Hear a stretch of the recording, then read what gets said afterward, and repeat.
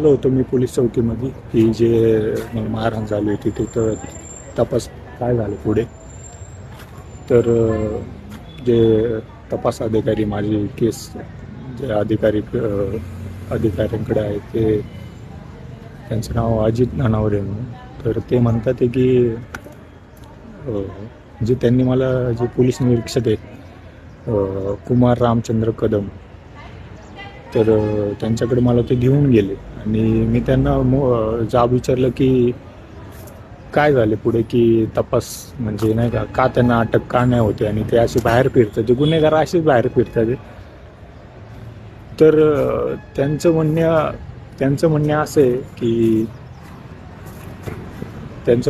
आहे की जे चार्जशीट दाखल होती कोर्टात ती म्हणे की म्हणतात की 7 दिवस नाही की 60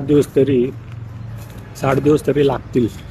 आणि त्यांचा अधिकार म्हणले की आम्हाला तुला नाही सांगायचा. तर मी म्हणलं की 7 दिवसात हजर झाले पाहिजे, म्हणजे चार्जशीटला 7 दिवस तरी लागतील. तर म्हणतात की ते तू नाही बोलू शकत की अधिकार म्हणजे ते आमचा अधिकार आहे. आणि जे कलम आहे 307, मी बोललो तुम्ही 307 कलम का नाही लावलं. आणि मर्डरची केस आहे, डोक्यात रॉड टाकलेलं आहे, जीव मारायचा प्रयत्न केलेला आहे, तरी पण ते म्हणतात की ते तुझा अधिकार नाही, ते आम्ही लावू कलम काय लावायचे. ते जे पोलीस निरीक्षक आहे कुमार रामचंद्र कदम म्हणून, तर ते म्हणतात ते तू लेखी अर्ज दे की कोर्टात, म्हणजे की 307 कलम लावा आणि हजर का नाही झाले अजून कोर्टात, केस कोर्टात का नाही गेली. तर ठीक आहे म्हणलं,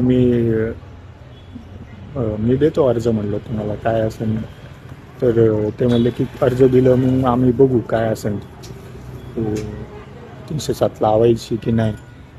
आणि कोर्टात 60 दिवस लागतील तपास करायला. 60 दिवस गुन्हा होऊन डोक्यात रॉड टाकून एखादा माणूस मारतो एखाद्याला, तरी त्याला अटक नाही आणि काय नाही, फिरतो येतो बाहेर.